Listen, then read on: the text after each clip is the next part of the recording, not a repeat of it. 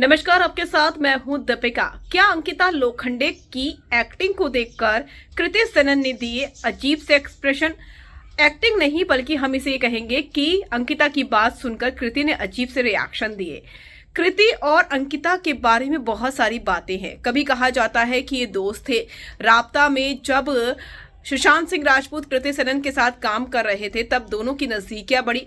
हालांकि शुरुआत में दोस्त थे तो अंकिता ने पार्टी भी की थी और उसमें कृति भी साथ में थी और अंकिता भी साथ में थी, लेकिन उसके बाद से रिश्ता बदल गया और कहा यह जाता है कि कृति और सुशांत की नजदीकियों की भनक अंकिता लोखंडे को लग चुकी थी और यही वजह है कि दोनों का रिश्ता वहीं पर खत्म हो गया था। हालांकि एक बार दोनों ने गलती से एक दूसरे को हक जरूर कर लिया था जब एक सेट पर वो दोनों मिले थे, लेकिन अब जब कृति अपनी फिल्म के प्रमोशन के लिए सेट पर आई है, बिग बॉस में आई है, तो घर वालों से भी मिलती है, लेकिन यहाँ पर वो एक टास्क देती है घर वालों को और ये देती है कि सामने वाले का नाम लेकर आपको इंट्रोड्यूस करना है कि वो किस तरीके से खुद को इंट्रोड्यूस करता है। तो अंकिता के हिस्से में आता है उनके पति विक्की को इंट्रोड्यूस करना, तो इंट्रोड्यूस करती है और कहती है कि यहाँ पर मैं अपनी पहचान बनाने के लिए आया था और मैंने पहचान बना ली है।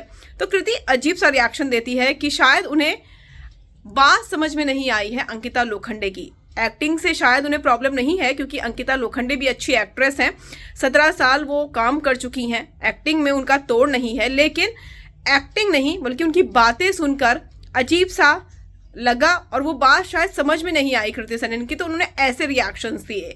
तो ये रिएक्शन दिए हैं उन्होंने अंकिता लोखंडे को देखकर और अंकिता लोखंडे भी कुछ कंफ्यूज सी दिखाई दे रही थी कृति सेनन के सामने।